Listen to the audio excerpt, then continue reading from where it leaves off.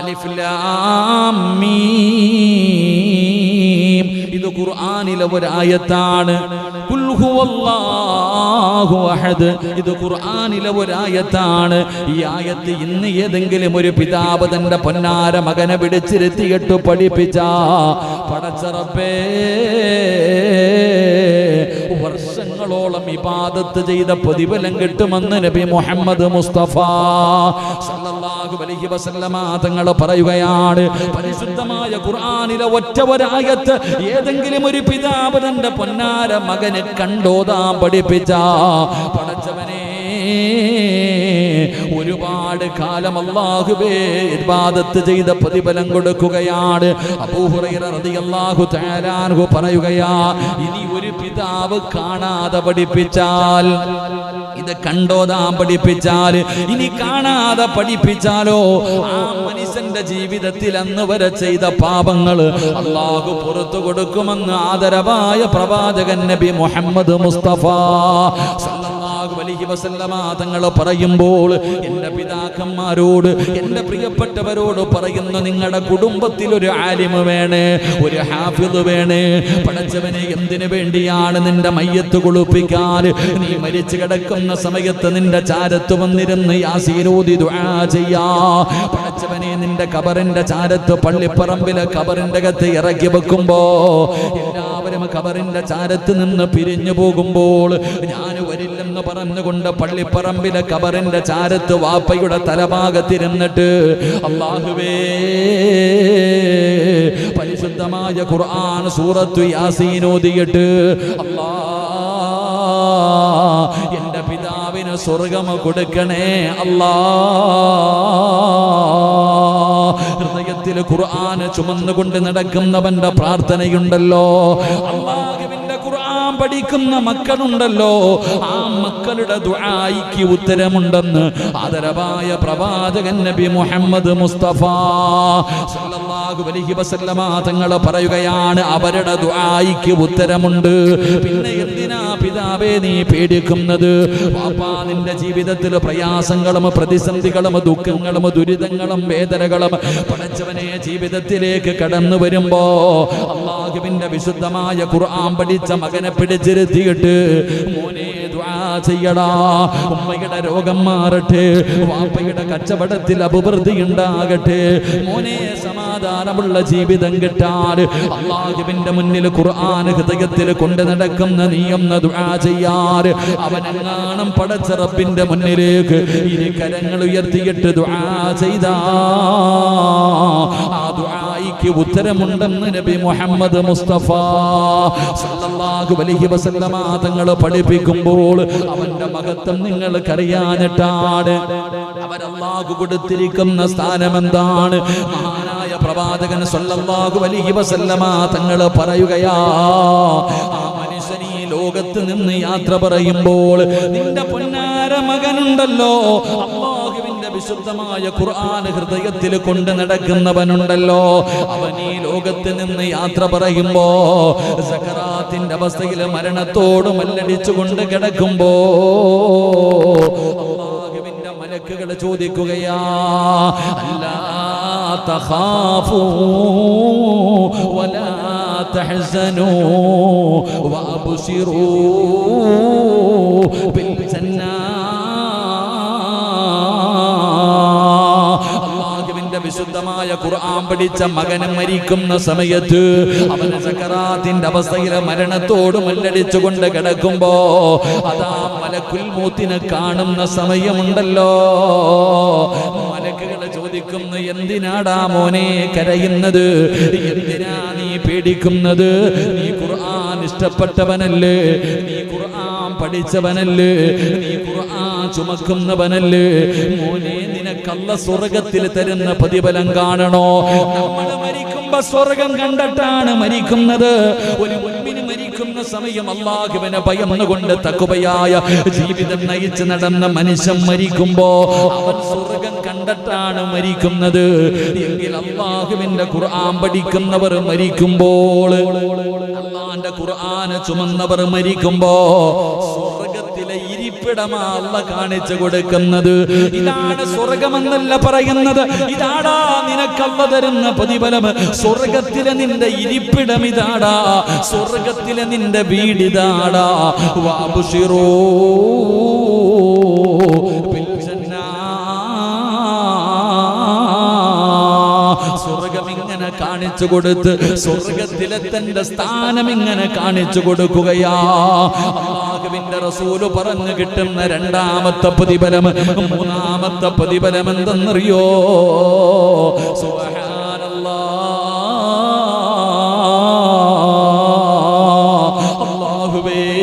അല്ലാഹുവേ, എത്ര വലിയ പ്രതിഫലമെന്നറിയുമോ? അവന്റെ ജനാസ പള്ളിപ്പറമ്പിലെ ഖബറിന്റെ അകത്ത് ഇറക്കി വെച്ചാ എന്ന് പറഞ്ഞ രണ്ട് മലക്കുകൾ കടന്നു വരുമല്ലോ. എന്ന് പറഞ്ഞുകൊണ്ട് ഖബറിന്റെ അകത്തും മലക്കുകൾ കടന്നു വന്ന് ചോദ്യം ചോദിക്കുമെന്നാണ്. എങ്കിൽ അല്ലാഹുവിന്റെ റസൂല് പറയുകയാ, അവന് ഖബറിന്റെ അകത്ത് ചോദ്യമില്ല,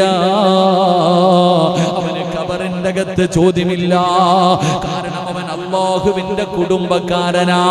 അല്ലാഹുവേ പടച്ചവന് അവൻ സാധാരണ ഒരു വ്യക്തിയല്ല, അല്ലാഹുവിന്റെ ഖുർആൻ പഠിച്ചവനാണ്, ആ ഖുർആനിനെ ഹൃദയത്തിൽ ചുമന്നവനാണ്. പള്ളിപ്പറമ്പിലെ ഖബറിന്റെ അകത്ത് മലക്കുകൾ വരുമ്പോ അതാ ഖുർആൻ പറയുന്നു, എന്നോട് ചോദിക്ക്. അവൻ ഉറങ്ങട്ടെ, അവൻ എന്റെ കൂട്ടുകാരനാണ്, അവൻ എന്നെ സ്നേഹിച്ചവനാണ്, അവൻ എന്നെ ചുമന്നവനാണ്, അവൻ എന്നെ ബഹുമാനിച്ചവനാണ്. അതുകൊണ്ട് അവനോട് ചോദിക്കരുത്, എന്നോട് ചോദിക്ക്, ഞാൻ പറയാമെന്ന് പറഞ്ഞ് പള്ളിപ്പറമ്പിലെ ഖബറിന്റെ അകത്ത് വെച്ച് മലക്കുകൾ അവിടെ നിന്ന് പടച്ചവനെ ആ ഖുർആൻ അവന്റെ ചോദ്യങ്ങൾക്ക് മറുപടി പറയുകയാ. എന്റെ പ്രിയമുള്ളവരെ, പായിപ്പാട് പള്ളിയുടെ ഖബർസ്ഥാനിൽ പള്ളി വെക്കാൻ നേരത്തിവിടുന്ന ഒരുപാട് ഖബറിന്റെ അകത്ത് നിന്ന് എല്ലും കഷ്ടം കിട്ടിയല്ലോ. ഒരുപാട് ഖബറുകൾ ഇന്ന് ഈ പള്ളി നിൽക്കുന്നത് ഖബറിന്റെ മുകളിലാണല്ലോ. പായിപ്പാട് പള്ളിയിലെ ഖബർസ്ഥാനിൽ എവിടെയെങ്കിലും അല്ലാഹുവിന്റെ ഖുർആൻ പഠിച്ച ഒരു ഹാഫിദ് കിടക്കുന്നുണ്ടെങ്കിൽ, എന്റെ പ്രിയപ്പെട്ട സഹോദരാ, എത്ര കൊല്ലം കഴിഞ്ഞാലും നിങ്ങൾ പോയിട്ടൊന്ന് നോക്ക്, ഈ പായിപ്പാട് പള്ളികളെ ഖബർസ്ഥാനിൽ ഒരു ഹാഫിദ് മരിച്ചത് ഓർമ്മയുണ്ടെങ്കിൽ ആ ഹാഫിദിന്റെ ഖബർ എവിടെയാണെന്ന് തെരഞ്ഞു നോക്കിയിട്ട് നാളെ നിങ്ങൾ ചെന്നിട്ട് ആ ഖബറൊന്ന് മാന്തി നോക്ക്. സുബ്ഹാനല്ലാഹ്, വെച്ചതുപോലെ കിടക്കും സഹോദരാ. അവന്റെ ഖബറിന്റെ അകത്ത് അവന്റെ ശരീരം മണ്ണ് തിന്നൂല. അല്ലാഹുവിന്റെ ഖുർആൻ പഠിച്ചവന് മണ്ണ് തിന്നില്ല. നിങ്ങൾക്ക് സംശയമുണ്ടെങ്കിൽ, നിങ്ങൾക്കറിയുമെങ്കിൽ നാളെ ചെന്നിട്ട് നിങ്ങൾ മാന്തി നോക്ക്. മുത്തുനബിയാണ് പറഞ്ഞത്, ഖുർആൻ പഠിച്ചവന്റെ ശരീരം മണ്ണ് തൊടില്ല എന്ന് നബി മുഹമ്മദ് മുസ്തഫ. അള്ളാന്റെ ഖുർആൻ പഠിച്ചവന്റെ ശരീരം മണ്ണും പുഴുക്കളും തിന്നൂല, അത് അതുപോലെ തന്നെ കിടക്കും. അള്ളാഹു ഈമാൻ തരുമാറാകട്ടെ. നമ്മളൊന്ന് പോയി നോക്കിക്കേ, ഈ അടുത്തൊക്കെ അടക്കിയ ഖബറിന്റെ പലക ഇടിഞ്ഞിട്ട് കിടപ്പുണ്ട്, കാല് കാണാൻ തല കാണാൻ പലതും പള്ളിക്കാട്ടിൽ. എന്നാൽ ഖുർആൻ അതാണ്, ഖുർആൻ തൊടില്ല, മണ്ണ് തിന്നൂല, പുഴുക്കൾ തിന്നൂല, അതുപോലെ തന്നെ കിടന്നുറങ്ങും. അള്ളാഹു നമുക്ക് ഈമാൻ തരുമാറാകട്ടെ, അള്ളാഹു നമുക്ക് ഈമാൻ തരുമാറാകട്ടെ. നാളെ പടച്ച റബ്ബിന്റെ പരലോകത്തേക്ക് ഖബറിന്റെ അകത്ത് നിന്ന് എഴുന്നേക്കുമ്പോ തലയിലിരിക്കണ മുടി തട്ടിക്കളഞ്ഞിട്ട് ചോദിക്കും, ആരാപ്പ എന്നെ വിളിച്ചേ? ഉറക്കത്തിൽ നിന്ന് രാവിലെ കല്യാണം കഴിഞ്ഞ് ഫസ്റ്റ് നൈറ്റിൽ കടന്നുറങ്ങിയിട്ട് പുതിയാപ്പള ഉറക്കത്തിൽ നിന്ന് എഴുന്നേക്കണ പോലെ ഈ ഖുർആൻ പഠിച്ച മകന് പായിപ്പാട് പള്ളിയുടെ ഖബർസ്ഥാനിൽ നിന്ന് എഴുന്നേറ്റിട്ട് ചോദിക്ക, ആരാ വിളിച്ചുണർത്തിയേ? അല്ലാഹു ആരം പടച്ചവനെ നാലിച്ചു വെക്ക്. നമ്മളുടെ അവസ്ഥയിൽ നാലിക്ക് നമ്മളെങ്ങനെ എഴുന്നേക്കാം? ഇവിടെ നിന്ന് ഓരോ മനുഷ്യനും എഴുന്നേക്കുന്ന രംഗം നിങ്ങളൊന്ന് ചിന്തിക്ക്. ഖുർആൻ പഠിച്ചവൻ എഴുന്നേറ്റിട്ട് ചോദിക്കുന്നു, ആരാ വിളിച്ചുണർത്തിയത്? അല്ലാ പടച്ചവൻ, ഇത് ആരാപ്പ നിക്കണേ? ഖബറിന്റെ അകത്ത് നിന്ന് എഴുന്നേറ്റ് നോക്ക, ആരാ നിക്കണ? ഒരാള് സുന്ദരനായി സുമുഖനായിട്ട് ഇങ്ങനെ നിക്ക. എടാ ചങ്ങാതി എഴുന്നേക്ക്, നമുക്ക് പോകാം. മശ്റയാ, ഇന്ന് മശ്റയാ, അല്ലാഹുവാണ് വിളിച്ചിരിക്കുന്നത്. എഴുന്നേക്ക്. നീ ആരാടാ ചങ്ങാതി എന്നെ വിളിക്കാൻ? നീ ആരാ? ഞാൻ കണ്ടിട്ടൊന്നും ഇല്ലല്ലോ, നമ്മൾ തമ്മിൽ പരിചയമൊന്നും ഇല്ലല്ലോ. എടാ മോനെ, നീ ചുമന്നോണ്ട് നടന്ന ഖുർആനാടാ ഞാനാണ് പരിശുദ്ധമായ ഖുർആൻ. നീ എഴുന്നേക്ക്, വിളിച്ചുണർത്തിയിട്ട് പടച്ചവനെ നല്ല വസ്ത്രങ്ങൾ അങ്ങോട്ട് കൊടുക്കുക, സ്വർഗത്തിലെ വസ്ത്രം ധരിപ്പിക്കുക. ഏറ്റവും കൂടുതൽ വില കൂടിയ വസ്ത്രങ്ങൾ, അള്ളാഹുവിന്റെ സ്വർഗത്തിലെ വസ്ത്രങ്ങളൊക്കെ ധരിപ്പിച്ചിട്ട് ഇവന്റെ തലയിൽ കിരീടം വെച്ച് കൊടുക്കുന്ന, ഇവന്റെ ഉമ്മാക്കും ഉപ്പാക്കും കിട്ടണ അതിലും വേറെ. ഇവന്റെ ഈ ഖുർആൻ പഠിക്കുന്ന ഒരു വിദ്യാർത്ഥി, ആ വിദ്യാർത്ഥിയുടെ മാതാപിതാക്കൾക്ക് പോലും പ്രത്യേക പരിഗണനയുണ്ടെന്നാണ്. അപ്പൊ ഇവന്റെ തലയിൽ ഇങ്ങനെ വസ്ത്രം വെച്ച് തൊപ്പിയൊക്കെ വെച്ചു കൊടുത്തിട്ട് ഖുർആൻ ഇങ്ങനെ കയ്യിൽ പിടിച്ചിട്ട് അള്ളാടെ മുന്നിൽ കൊണ്ടോ, പടച്ചവനെ അള്ളാ ഇവന് സ്വർഗം കൊടുക്കണം തമ്പുരാനെ. അള്ളാടെ മുന്നിൽ ഞാനും നിങ്ങളും പടച്ച റബ്ബിന്റെ മുന്നിൽ നിന്നിട്ട് ഉരുക, ഉടുതുണിയുണ്ടോ? സുബ്ഹാനല്ലാഹ്. ഉമ്മ പ്രസവിച്ചിട്ടതുപോലെ നമ്മളൊക്കെ നിൽക്കുന്നത് നാളെ പടച്ച റബ്ബിന്റെ കോടതിയിൽ ഉടുതുണിയില്ലാതെ ചേലാകർമ്മം പോലും ചെയ്യേണ്ട അവസ്ഥയിലാണ് നമ്മൾ നിൽക്കുന്നത്. നാളെ ഇങ്ങനെ നിൽക്കുന്ന ദിവസം അള്ളാടെ മുന്നിൽ നിന്ന് വിറയ്ക്ക ഒരാൾ പോലും തല ഉയർത്തില്ല എന്നാണ് ഹദീസിന്റെ കിതാബുകൾ പറയുന്നു. മുഖം പോലും ഉയർത്താൻ പേടിച്ചിട്ട് അത്രയും ഭയാനകമായ ദിവസം. നഫ്സി നഫ്സി, പ്രവാചകന്മാര് പോലും കരയണമെങ്കിൽ ആ ദിവസം ചിന്തിക്കുക. അള്ളാഹുവിന്റെ പ്രവാചകന്മാര് പോലും സ്വന്തം കാര്യം ഓർത്തിട്ട് കരയ. മഹാനായ നബി മുഹമ്മദ് മുസ്തഫ സല്ലല്ലാഹു അലൈഹി വസല്ലമ തങ്ങൾ ഒരു സഹാബിയോട്, ഇബ്നു മസ്ഊദ് റളിയല്ലാഹു തആല അൻഹു ഖുർആൻ ഓതുകയെ അടുത്ത് വന്നിരുന്നിട്ട് പറഞ്ഞു, ഇബ്നു മസ്ഊദേ എനിക്കൊന്ന് ഖുർആൻ ഓതി തരുവോ? ഇബ്നു മസ്ഊദ് റളിയല്ലാഹു തആല അൻഹു ചോദിച്ചു, നബിയെ അങ്ങക്കല്ലേ ഖുർആൻ ഇറങ്ങിയേ, ഞാൻ ഓതി തരണോ? പ്രവാചകൻ സല്ലല്ലാഹു അലൈഹി വസല്ലം തങ്ങൾ പറഞ്ഞു, നീ ഓത്, എനിക്ക് നീ ഓതുന്നത് കേൾക്കാൻ വലിയ ഇഷ്ടമാണ്. അള്ളാഹുവിന്റെ പ്രവാചകൻ സല്ലല്ലാഹു അലൈഹി വസല്ലം തങ്ങൾ അവിടെ നിന്ന് പറഞ്ഞു, എനിക്ക് വേണ്ടി ഒന്ന് ഖുർആൻ ഓതിത്താ. മഹാനായ ഇബ്നു മസ്ഊദ് റളിയല്ലാഹു തആല അൻഹു പരിശുദ്ധമായ ഖുർആൻ സൂറത്തുൻ നിസാ ആണ് ഓതുന്നത്. അള്ളാന്റെ വിശുദ്ധമായ ഖുർആൻ സൂറത്തുൻ നിസാ ഇങ്ങനെ ഓതുകയാണ്. അള്ളാന്റെ റസൂൽ സല്ലല്ലാഹു അലൈഹി വസല്ലമ തങ്ങള് അവിടെ ഇങ്ങനെ കേട്ടുകൊണ്ടിരിക്കുകയാണ്. അതാ ഇങ്ങനെ ഓതി ഓതി വരികയാണ്. റബ്ബേ, പരിശുദ്ധമായ ഖുർആൻ ഇങ്ങനെ ഓതിക്കൊണ്ടിരിക്കുമ്പോ അതാ പരിശുദ്ധമായ ഖുർആൻ സൂറത്തുൻ നിസാ ഇങ്ങനെ ഓതിക്കൊണ്ടിരിക്കുകയാണ്. അത് ഓതുന്ന സമയത്താണ് ഇബ്നു മസ്ഊദ് റളിയല്ലാഹു തആല അൻഹു നാളെ ഓരോ സമുദായത്തിന്റെയും പ്രവാചകന്മാര് നാളെ സാക്ഷികളാക്കി നാളെ പരലോകത്ത് കൊണ്ടുവരുമെന്നുള്ള ആയത്ത് ഓതുമ്പോ ജിനാബിക ഹൗലാഇ ശഹീദ്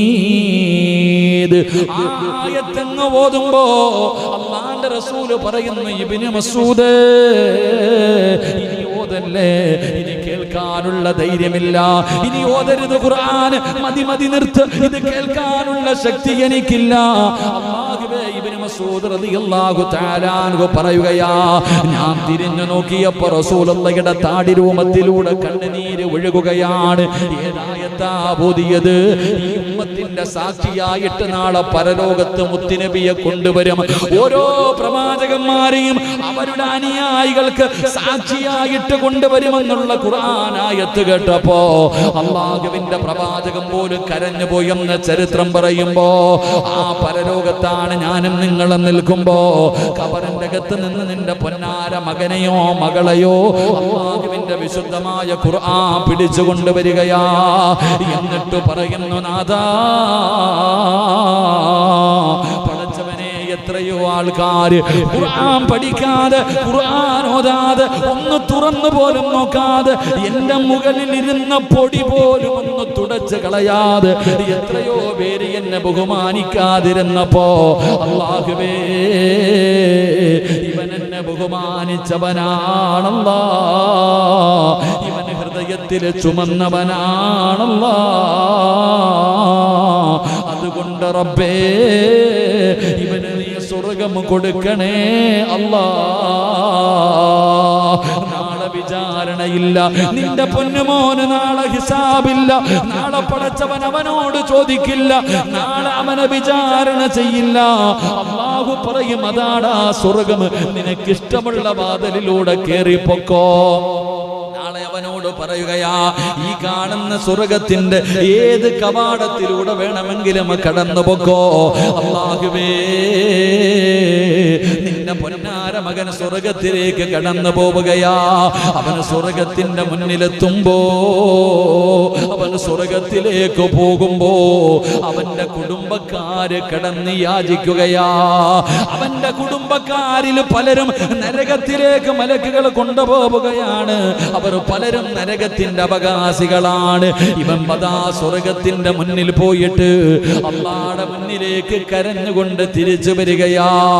അല്ലാഹുവിന്റെ മുന്നിലേക്ക് കരഞ്ഞുകൊണ്ട് തിരിച്ചു വരികയാ. അല്ലാഹു ചോദിക്കുന്നു, നിനക്ക് ഞാൻ സ്വർഗം തന്നില്ലേ?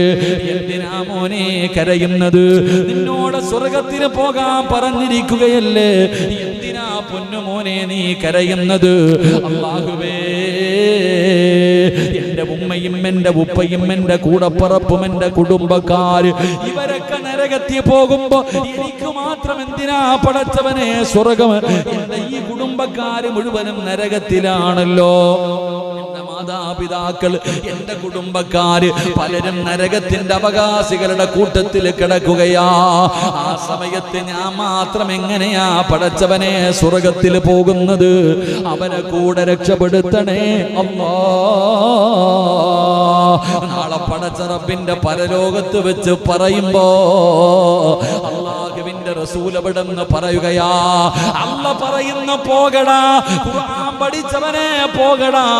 ആ കിടക്കുന്നവരിൽ ഇഷ്ടമുള്ള 40 പേരുടെ കയ്യിൽ പിടിച്ചോ. അല്ലാഹു നമുക്ക് ഈമാൻ തരുമാറാകട്ടെ. അല്ല പറയും, ആ കിടക്കണ ആര് വേണമെങ്കിലും എടുത്ത കുടുംബക്കാരല്ല, ഈ കിടക്കണ 40 പേരിൽ ആരെ വേണമെങ്കിലും പിടിച്ചോ, പോയിട്ട് കയ്യെ പിടിച്ചിട്ട് കൊണ്ടുപോകടാ സ്വർഗത്തിലേക്ക്. അള്ളാഹു അവസരം കൊടുക്കുമെന്ന് മുത്തുനബി മുഹമ്മദ് മുസ്തഫ. അപ്പോഴതിന്റെ വിലയേറിയ അതാ ഖുർആൻ. അതാണ് ഖുർആൻ. നാളെ പടച്ച റബ്ബിന്റെ പരലോകത്ത് വെച്ചിട്ട് 40 പേരുടെ കൈ പിടിക്കാം. ഒരെണ്ണം പോരെ എത്താ വീട്ടിൽ? ഇവിടെ വീട്ടിൽ ഒരെണ്ണം പോരെ രക്ഷപ്പെടാൻ? അൽഹംദുലില്ലാഹ്. അല്ലാഹുവേ, ഞങ്ങളുടെ കത്ത എത്ര പുണ്യം ചെയ്തിട്ടുണ്ടാകും. അള്ളാഹു അദ്ദേഹത്തിന്റെ ഖബറിടം വിശാലമാക്കി കൊടുക്കുമാറാകട്ടെ. പലരും നമ്മളോടൊക്കെ പറയാറുണ്ട്, സിറാജ് ഉസ്താദേ, നിങ്ങളുടെ വാപ്പൊക്കെ രക്ഷപ്പെട്ടല്ലോ, ഒരുപാടെണ്ണം ഉണ്ടല്ലോ, 3-4 ഹാഫിളീങ്ങൾ വീട്ടിലുണ്ട്, അവരൊക്കെ കൊണ്ടുപോയി കഴിഞ്ഞാൽ പിന്നെ നിങ്ങൾക്ക് കൊണ്ടുപോകാൻ ആളെ കാണത്തില്ലല്ലോ. നമ്മളോട് പലരും ചോദിക്കാം. അള്ളാഹു നമുക്ക് ആരെയും കൊണ്ടുപോകണ്ട, നമുക്കെങ്കിലും പോയാൽ മതി. അള്ളാഹു രക്ഷപ്പെടുത്തുമാറാകട്ടെ. അള്ളാഹു രക്ഷപ്പെടുത്തുമാറാകട്ടെ. എൻ്റെ പ്രിയപ്പെട്ട സഹോദരങ്ങളെ, നാളെ 40 പേരെ കൊണ്ടുപോകാൻ അവസാനം സ്വർഗത്തിന്റെ മുന്നിലെത്തുമ്പോ മലക്ക് പറയുവത്രേ, ഓതടാ ഖുർആൻ. സ്വർഗത്തിലേക്ക് കയറി കഴിയുമ്പോ മലക്കുകൾ പറയും ഓതാൻ. ഓരോ ആയത്ത് ഓതുമ്പോഴും ഇവന്റെ സ്ഥാനം ഇങ്ങനെ ഉയരുകയാണ്. പടച്ചവനെ പിന്നെ പിടിച്ചാൽ കിട്ടൂല. ഖുർആനിന്റെ അവസാനത്തെ മിനൽ ജിന്നത്തി വന്നാസ് എന്ന് ഓതുമ്പോ ഓൻ എവിടെ ആയിരിക്കും എന്ന് ചിന്തിച്ചു വയ്ക്കേ. അള്ളാന്റെ പരിശുദ്ധമായ ഖുർആനിലെ 114 അധ്യായങ്ങൾ, 6000-ൽ പരം വരുന്ന ആയത്തുകൾ ഇത് ഓതി കഴിയുമ്പോ എവിടെ എത്തി നിൽക്കണ പടച്ചവനെ? നാളെ സ്വർഗവാസികൾ ചോദിക്കോത്രേ, ഈ ഊഞ്ഞാലിന്റെ മുകളിൽ ഇരുന്ന ആടിന ഈ കുട്ടിക്ക് ഈ പ്രതിഫലം കിട്ടാൻ കാരണം എന്താണ്? ആ ഇരിക്കണ മക്കൾ ആരാ? അവർക്ക് ഈ പ്രതിഫലം എങ്ങനെയാ കിട്ടി? അപ്പൊ പറയത്രേ, അഹ്ലുൽ ഖുർആൻ, അവർ ഖുർആനിന്റെ ആൾക്കാരാ, അവർ അള്ളാന്റെ പരിശുദ്ധമായ ഖുർആൻ പഠിച്ചവരാ, അവർക്ക് അള്ള കൊടുത്തിരിക്കുന്ന പ്രതിഫലം ഇതാണെന്ന് പറഞ്ഞു കൊടുക്കും. അപ്പൊ നമ്മുടെ എഞ്ചിനീയറായ മോൻ എവിടെ ആയിരിക്കും? നമ്മുടെ ഡോക്ടറായ മകൾ എവിടെയായിരിക്കും? അള്ളാഹു ദുനിയാവിലും ആഖിറത്തിലും ഉപകരിക്കുന്ന വിഭാഗത്തിൽ പെടുത്തുമാറാകട്ടെ. അള്ളാഹു നമ്മുടെ മക്കളെ നാളെ നമ്മളെ സ്വർഗത്തിൽ കൊണ്ടുപോകുന്ന മക്കളായി അള്ളാഹു സ്വീകരിക്കുമാറാകട്ടെ. അപ്പൊ ഞാൻ പറഞ്ഞു വന്നത്, അള്ളാഹുവിന്റെ ഖുർആൻ പഠിച്ചവർ അവരാദരിക്കുന്നത് ആരാദരിക്കുന്നത് പോലെ ഒന്ന് പറ. അള്ളാഹ് ആദരിക്കുന്നത് പോലെ താടിയും തഴമ്പിലൊന്നും നോക്കരുത്, ചെറുതോ വലുതോ എന്ന് നോക്കരുത്. അവനോട് പറയണം, മോനെ ദുആ ചെയ്. അവനോട് പറയണം, എനിക്ക് വേണ്ടി ദുആ ചെയ്. ആ കുട്ടിയുടെ ദുആയ്ക്ക് ഉത്തരമുണ്ട്. അള്ളാഹു നമ്മുടെ കുടുംബത്തിൽ ഒരു ഹാഫിദിനെ നൽകി അനുഗ്രഹിക്കുമാറാകട്ടെ. അള്ളാഹു നൽകി അനുഗ്രഹിക്കുമാറാകട്ടെ. 3-ാമത്തെ വിഭാഗം നീതിമാനായ ഭരണാധികാരി. നീതിമാനായ ഭരണാധികാരിയെ ആദരിക്കുന്നത് അള്ളാനെ ആദരിക്കുന്നത് പോലെയാണെന്ന് നബിയിന റസൂലുള്ളാഹി. അങ്ങനെ ഒരു ചങ്ങാതിയെ കാണണമെങ്കിൽ മഷീട്ട് നോക്കിയാൽ പോലും പറ്റൂല. നീതിമാനായ ഒരു ഭരണാധികാരിയെ ആദരിക്കണമെന്ന് അങ്ങനെ ഒരു ചങ്ങാതി കാണാൻ പറ്റുമോ? നമുക്ക് പറ്റുമോ? ഇല്ല. അതാണ് അവസ്ഥ. ഇന്നത്തെ അവസ്ഥ വെച്ച് നോക്കുമ്പോൾ അങ്ങനെയുള്ള ഒരാളെ നമുക്ക് കാണാൻ പറ്റൂല. ഭരണാധികാരി എന്ന് പറയുമ്പോൾ, നീതിമാനായ ഭരണാധികാരി എന്ന് പറഞ്ഞ ഇന്ത്യയുടെ പ്രധാനമന്ത്രി മാത്രമല്ല കേട്ടാ, നിങ്ങളും ഒരു ഭരണാധികാരിയാ. പായിപ്പാട് മുസ്ലിം ജമാഅത്തിന്റെ ഓരോ മനുഷ്യനും ഞാനൊരു ഭരണാധികാരിയാ. എവിടുത്തെ ഭരണാധികാരി? എൻ്റെ വീടിന്റെ ഭരണാധികാരി ഞാനാ. നിങ്ങൾ ഓരോരുത്തരും നിങ്ങളുടെ വീടിന്റെ ഭരണാധികാരിയാ, നിങ്ങളാണ് വീട് ഭരിക്കുന്നതില്ലേ, വീട്ടിന്റെ കാര്യങ്ങളൊക്കെ. അപ്പോൾ എല്ലാവരും ഇങ്ങനെ വരും. അള്ളാഹു നമുക്കൊക്കെ ഈമാൻ നൽകി അനുഗ്രഹിക്കുമാറാകട്ടെ. എൻ്റെ പ്രിയമുള്ള സഹോദരങ്ങളെ, ഇൻഷാ അല്ലാഹ് നിർത്താറായപ്പോൾ 10 മണിയായി. ഞാൻ ഉദ്ദേശിച്ച വിഷയം പറഞ്ഞില്ല, ഈ 3 കാര്യം പറഞ്ഞുകൊണ്ട് അങ്ങോട്ട് കയറി പോയത്. ഇതാണ് ഈ പ്രശ്നം, കാട് കയറി അങ്ങ് പോവാ. അള്ളാഹു കാത്തിരക്ഷിക്കുമാറാകട്ടെ. അപ്പം 3 പേരെ ബഹുമാനിക്കാതിരിക്ക് അള്ളാഹു നമുക്ക് ഈമാൻ നൽകുമാറാകട്ടെ. എൻ്റെ പ്രിയമുള്ള സഹോദരങ്ങളെ, മഹാനായ നബി മുഹമ്മദ് മുസ്തഫ ബോറടിച്ച അൽഹംദുലില്ലാ. അപ്പം നിങ്ങൾ ചിന്തിക്കുക, എൻ്റെ പൊന്നാര സിറാജ് ഉസ്താദ്, ഈ ഹാഫിദീങ്ങൾ മാത്രമേ പോകത്തുള്ളൂ, നമുക്കൊന്നും ഇല്ലേന്ന്. നമ്മൾ ചിന്തിക്കുന്നത് ഹാഫിദീങ്ങളും ആലിമീങ്ങളും മാത്രമേ പോകത്തുള്ളൂ. നിങ്ങൾക്ക് പോകണോ? നിങ്ങൾക്ക് ഒരാളെങ്കിലും കൊണ്ടുപോകാനുള്ളൊരു അവസരമുണ്ട്. നിങ്ങൾ അല്ലാതെ ഒരാളെ കൂടെ സ്വർഗത്തിൽ കൊണ്ടുപോകാനുള്ള അവസരം അള്ളാഹു ഭാഗ്യം തരുമാറാകട്ടെ. ഇപ്പൊ കൂടെ നിങ്ങൾ മാത്രമല്ല, നിങ്ങൾക്ക് 40 പേരെയൊന്നും കൊണ്ടുപോകാൻ പറ്റൂല, ഒരാളെങ്കിലും കൊണ്ടുപോകാൻ പറ്റും. അതിനുള്ളൊരു വഴി പറഞ്ഞു തരട്ടെ. ഒരരക്കൈ നോക്കിക്കൂടെ? അല്ലാഹുക്ക് വലിയ പവറൊന്നും ഇല്ലപ്പാ. അൽഹംദുലില്ലാ, അള്ളാഹു ഭാഗ്യം തരുമാറാകട്ടെ. നിങ്ങൾ ഖുർആനെ സ്നേഹിച്ചാൽ മതി. നിങ്ങൾ ഖുർആൻ ഓതണം. ഒരു ദിവസം പോലും ഖുർആൻ ഓതാത്ത ഒരു ദിവസം നിങ്ങളുടെ ജീവിതത്തിൽ പാടില്ല. നിർബന്ധമായിട്ടും നിങ്ങളുടെ വീട്ടിൽ ഖുർആൻ ഓതണം. നിങ്ങളുടെ ഭാര്യ, നിങ്ങളുടെ മക്കൾ, അത് ടൈം ടേബിൾ ആയിരിക്കണം, നിർബന്ധമായിട്ട് ഓതിപ്പിച്ചിരിക്കണം. വീട്ടിൽ ആരെങ്കിലും ഖുർആൻ ഓതാത്ത ഒരു ദിവസം നിങ്ങളുടെ വീടിൻ്റെ അകത്ത് വേണ്ട, നിർബന്ധമായിട്ടും. പടച്ചവനെ, എത്രയോ സമ്പന്നന്മാർ എനിക്കിപ്പോഴും ഓർമ്മയുണ്ട്. ഏറ്റവും വലിയ, ഞാൻ കണ്ണൂര് പാനൂർ എന്ന് പറയുന്ന സ്ഥലത്ത് ഞാൻ ഒരു വീട്ടിൽ പോയി. അള്ളാഹു, അദ്ദേഹം യൂസുഫ് ഹാജി എന്ന് പറയും, അള്ളാഹു ആഫിയത്തും ദീർഘായുസ്സും കൊടുത്ത് അനുഗ്രഹിക്കുമാറാകും. അത്ഭുതം തോന്നിയിട്ടുണ്ട്. ഞാൻ അവിടെ വഴുതിന് പോയപ്പോൾ വീട്ടിൽ പോയി. എത്ര വലിയ സമ്പന്നനാണ്, എത്ര തലാൽ ഗ്രൂപ്പിന്റെ MD ആണ്, ഒരുപാട് സ്ഥാപനങ്ങളുള്ളവരാണ്. ഞാൻ അദ്ദേഹത്തിന്റെ വീട്ടിൽ പോയി മഗ്രിബ് നമസ്കാരം കഴിഞ്ഞപ്പോൾ എനിക്ക് അത്ഭുതം തോന്നി. ഇത്രയും വലിയ സമ്പന്നനായിട്ടും ആ മഗ്രിബ് നമസ്കാരം കഴിഞ്ഞപ്പോൾ ആ വീട്ടിലെ കൊച്ചു കുട്ടികൾ വരെ ഇരുന്ന് ഖുർആൻ ഓതുക. ആ വീട്ടിലെ ആണുങ്ങളും പെണ്ണുങ്ങളും കുട്ടികൾ വരെ, അത് ആ വീട്ടിലെ നിയമമാ. ഇത്രയും വലിയ സമ്പന്നനായ മനുഷ്യന്റെ വീടിന്റെ അകത്ത് പോലും മഗ്രിബ് നമസ്കാരം കഴിഞ്ഞാൽ ഖുർആൻ ഓതിയിരിക്കണം, നിർബന്ധം. ഒരു 10 മിനിറ്റ്, അത് കഴിഞ്ഞ് പഠിക്കാൻ തന്നെ അവകാശമുള്ളൂ. ഇത് ഞാൻ പറയുന്നത് ഏതെങ്കിലും ഒരു പാവപ്പെട്ടവന്റെ കുടിലിലെ കാര്യമല്ല. ഒരുപാട് സൂപ്പർ മാർക്കറ്റുകളുള്ള തലാൽ ഗ്രൂപ്പ് എന്ന് പറയുന്ന വലിയൊരു ഗ്രൂപ്പ്, അവരുടെ കുടുംബത്തിന്റെ അവസ്ഥയാ. അള്ളാഹു അദ്ദേഹത്തിന് ദീർഘായുസ് കൊടുത്ത് അനുഗ്രഹിക്കുമാറാകട്ടെ. ആഫിയത്തും ദീർഘായുസും അൽഹംദുലില്ലാ, നമ്മളൊക്കെ വലിയ ഇഷ്ടപ്പെടുന്നവരാ. അള്ളാഹു ആഫിയത്തും ദീർഘായുസും കൊടുക്കുമാറാകട്ടെ. എൻ്റെ പ്രിയപ്പെട്ട സഹോദരങ്ങൾ, അതാണ് വീട് നിർബന്ധം. എനിക്ക് ഞാൻ ചോദിച്ചു, ഭക്ഷണം ഒരുമിച്ച് കഴിക്കുക വീട്ടിൽ? എവിടെ പോയാലും ഓടിപ്പിടച്ച് വരും മക്കളൊക്കെ. കാരണം എന്തേ? ഒരുമിച്ച് ഒറ്റ വീട്ടിൽ, ആ വലിയ വീടിൻ്റെ അകത്ത് ഒരുമിച്ചിരുന്ന് അവർ ഭക്ഷണം കഴിക്കാറുള്ളൂ. അതൊക്കെ ആയിരിക്കാം അവരുടെയൊക്കെ ജീവിതത്തിലും ബിസിനസ്സിലെയും ബറക്കത്ത്. അള്ളാഹു നിലനിർത്തി കൊടുക്കുമാറാകട്ടെ. എൻ്റെ പ്രിയപ്പെട്ട സഹോദരങ്ങളെ, ഞാൻ പറഞ്ഞത്, നിർബന്ധമായും നമ്മുടെ വീടുകളിൽ ഖുർആൻ ഓതുന്നത് നിർബന്ധമാക്കണം. അങ്ങനെ നമ്മൾ ഓതാൻ തയ്യാറായാൽ, മഹാനായ നബിയിന റസൂലുള്ളാഹി സ്വല്ലല്ലാഹു അലൈഹി വസല്ലമ തങ്ങൾ പറഞ്ഞു, അള്ളാഹുവിന് ചില അടുത്ത ആൾക്കാരുണ്ടെന്ന് പറഞ്ഞാൽ കുടുംബക്കാർ, നമ്മളെ പോലുള്ള കുടുംബമല്ല, അള്ളാഹുവിനോട് അടുത്തവർ. റസൂലുള്ളാഹി സ്വല്ലല്ലാഹു അലൈഹി വസല്ലമ തങ്ങളോട് സഹാബത്ത് ചോദിക്കുന്ന, അള്ളാഹിന് കുടുംബക്കാരുണ്ടോ നബിയെ? ഉണ്ട്. ആരാ? അഹ്ലുൽ ഖുർആൻ, ഖുർആനിന്റെ അഹ്ലുകാര്. അള്ളാഹ്ക്ക് മക്കളോ കൂടപ്പുറപ്പോ അല്ല, അള്ളാഹുവിലേക്ക് അത്രയും അടുത്തവരാരാ? ഖുർആൻ പഠിക്കുകയും പഠിപ്പിക്കുകയും ആ ഖുർആനിനെ ഹൃദയത്തിൽ കൊണ്ടു നടക്കുകയും ഓതുകയും ചെയ്യുന്നവർ. അള്ളാഹു ഭാഗ്യം തരുമാറാകട്ടെ. അപ്പൊ ഇൻഷാ അല്ലാഹ് ഓതിക്കൂടെ? ഇന്നു മുതൽ മരിക്കണ കാലം വരെ പരിശുദ്ധ ഖുർആൻ ഒരു ദിവസം ഒരു സൂറത്തെങ്കിലും ഓതിയിട്ടേ ഉറങ്ങാവൂ. അള്ളാഹു ഭാഗ്യം തരുമാറാകട്ടെ. ഇൻഷാ അല്ലാഹ്. ഏത് സൂറത്ത് ഓതും? ഏത് സൂറത്ത് ഓതും? ഫാത്തിഹയോ അതോ ഇന്നാത്തനെയോ അതോ ഖുൽ ഹുവല്ലാഹയോ? ഏതാ ഓതാ?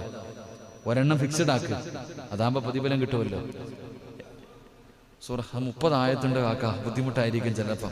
എളുപ്പമുള്ളത് വല്ലോ നോക്കാം. ഇപ്പൊ തറാവീക്ക് വരുമല്ലേ, ഇവിടെ എങ്ങനെ വല്ലുഹ മുതലാണ്? ഇവിടെ പോയപ്പോ, അടുത്ത വഴുതിന് പോയപ്പോ പറഞ്ഞത് വല്ലുഹ മുതല. ചില പള്ളിയിൽ അലന്തറ മുതൽ താഴോട്ടടിക്കണം 10-10. ചില പള്ളികൾ വല്ലുഹ മുതൽ താഴെ വരെ 20 സൂറത്തുകൾ ഓതും. ചില പള്ളിയിൽ അലംതറ കൈഫ മുതൽ ഇഖ്ലാസ് വരെ. വീണ്ടും ഒന്നുകൂടെ. അത്ര എളുപ്പം തീർത്തിട്ട് ഓടുന്നു. അല്ലാഹു അഅലം. അല്ലാഹു നമുക്ക് പറഞ്ഞിട്ട് കാര്യമില്ല.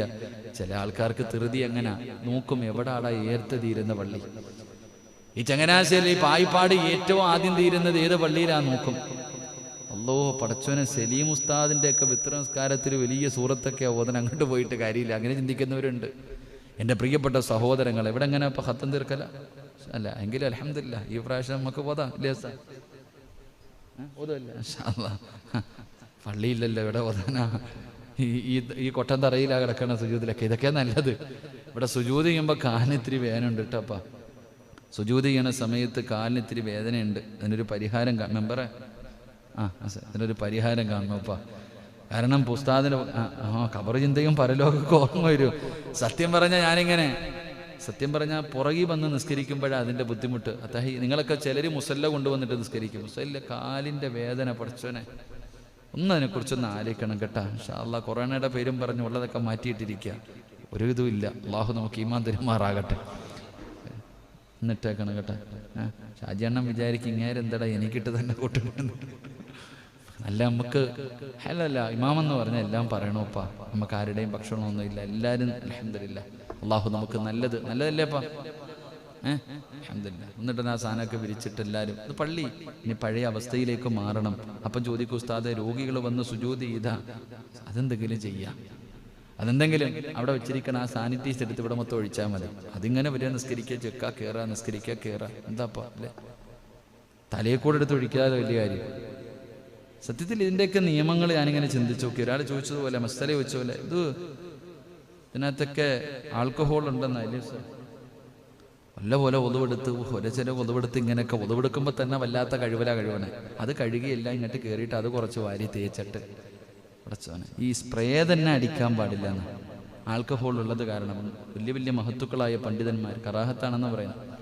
ഞാൻ പറഞ്ഞത് തേക്കണ്ടെന്നല്ല കേട്ടോ, ലറൂറത്തിൻ്റെ ഘട്ടത്തിൽ തേക്കാം, അത് വേറെ വിഷയം. ശരി, അള്ളാഹു നമുക്ക് ഈമാൻ തരുമാറാകട്ടെ. ഈമാൻ തരുമാറാകട്ടെ. ഇപ്പം ഞാൻ ഒരു സൂറത്ത് പറയാം, ഓതുവോ? എളുപ്പമുള്ളതാവട്ടെ. അൽഹംദുലില്ലാ. ഓതൂല്ലേ? ഏത് സൂറത്ത്? സൂറത്തുൽ ഇഖ്ലാസ്. കുഴപ്പമില്ലാത്തല്ലേ? ഖുൽ ഹുവല്ലാഹു അഹദ് അല്ലാഹു സമദ് ലം യലിദ് വലം യൂലദ് വലം യകുൽ ലഹു കുഫുവൻ അഹദ്. എല്ലാവർക്കും അറിയണതല്ലേ? ഇൻഷാ അല്ലാഹ് ഓതിക്കൂടെ? ഇൻഷാ അല്ലാഹ്. അല്ലാഹു ഭാഗ്യം തരുമാറാകട്ടെ. അല്ലാഹ് ഭാഗ്യം തരുമാറാകട്ടെ. ഉറപ്പല്ലേ? ഓതൂല്ലേ? എന്തേ അല്ലാഹ് തരുന്ന പ്രതിഫലം? ഓതിയാൽ അല്ലാഹ് തരുന്ന പ്രതിഫലം എന്താ? ചുമ്മാന്നല്ല നീ വിചാരിക്കുക കുൽഹുവല്ലാഹ്. കുൽഹുവല്ലാഹ് അല്ല, അത് ഓതിയ അല്ലാഹ് തരുന്ന പ്രതിഫലം എന്താ? എൻ്റെ പ്രിയപ്പെട്ടവരെ 12 പ്രതിഫലം കിട്ടും സൂറത്തുൽ ഇഖ്ലാസ് ഓതിയ. അല്ലാഹു ഭാഗ്യം തരുമാറാകട്ടെ. എത്ര പ്രതിഫലം? നമ്മൾ വിചാരിക്കും സാധാരണ ഒരു സൂറത്താണെന്നല്ല. ആ സൂറത്തിനെ സ്നേഹിച്ച സ്വർഗമുണ്ട്. ആ സൂറത്തിനെ സ്നേഹിക്കുന്നവന് സ്വർഗമുണ്ട്. മഹാനായ പ്രവാചകൻ നബി മുഹമ്മദ് മുസ്തഫ സല്ലല്ലാഹു അലൈഹി വസല്ലമ തങ്ങളുടെ മുന്നിൽ വന്നിട്ട് ഒരു സഹാബി പറഞ്ഞു, നബി ഒരു യുദ്ധത്തിനെങ്ങാണ്ട പറഞ്ഞു വിട്ടതാ, അമീർ ഇതല്ലാതെ വേറെ ഒന്നും ഓതണില്ല. അമീർ നിസ്കരിക്കുമ്പോ സൂറത്തുൽ ഇഖ്ലാസ് എല്ലാ റക്അത്തിലും ഖുൽ ഹുവല്ലാഹ്. ഇത് കേട്ടിട്ട് സഹാബത്ത് വന്ന് പരാതി പറഞ്ഞു. സല്ലല്ലാഹു അലൈഹി വസല്ലമ തങ്ങൾ വിളിച്ചിട്ട് വെച്ച്, എന്റെ ചങ്ങാതി എനിക്ക് ആ സൂറത്തിന് വലിയ ഇഷ്ടവാ, അള്ളാഹുടെ ഏകത്വത്തെ കുറിച്ച് പറയണതല്ലേ. എല്ലാ സഹാബികളും വിളിച്ചു വഴക്കു പറയുന്നു വിചാരിച്ചു. റസൂലുള്ളാഹി തങ്ങൾ ചോദിച്ചു, നീ എന്റെ ഈ സൂറ? എനിക്ക് ആ സൂറത്ത് ഇഷ്ടമാ നബിയെ, എനിക്ക് ആ സൂറത്ത് വലിയ ഇഷ്ടമാ. കാരണം അള്ളാഹുവിനെ കുറിച്ചല്ലേ പറയണേ. ഖുൽ ഹുവല്ലാഹു അഹദ് അല്ലാഹു സമദ്. അള്ളാഹിനെ കുറിച്ച് മാത്രമാ പറയണേ. അതുകൊണ്ട് എനിക്ക് വലിയ ഇഷ്ടം. മുത്തി നബി പറഞ്ഞു, നീ പൊക്കോളാൻ, നിനക്ക് സ്വർഗമുണ്ടെന്ന് നബി മുഹമ്മദ് മുസ്തഫ സല്ലല്ലാഹു അലൈഹി വസല്ലം. സഹാബികൾ വിചാരിച്ചത് അത് മാറ്റി അടുത്ത സൂറത്ത് ഓതണമെന്ന് പറയുമെന്ന. ഇതിൽ പ്രവാചകൻ പറഞ്ഞു, നീ പൊക്കോ. എന്നിട്ട് സഹാബത്തിനോട് പറഞ്ഞു കൊടുത്തു. ആ ചങ്ങായിയോട് പറഞ്ഞില്ല, സഹാബത്തിനോട് പറഞ്ഞു കൊടുത്തു. ആ സഹാബിക്ക് സ്വർഗമുണ്ട്. കാരണം എന്തേ? ആ സൂറത്ത് ഇഷ്ടപ്പെട്ടത് കൊണ്ട്. അതാ സൂറത്തുൽ ഇഖ്ലാസ്. 12 നന്മകളുണ്ടെന്ന. ഓരോന്നും നമുക്ക് പഠിക്കണം. അല്ലാഹു ഭാഗ്യം തരുമാറാകട്ടെ. അല്ലാഹു ഭാഗ്യം തരുമാറാകട്ടെ.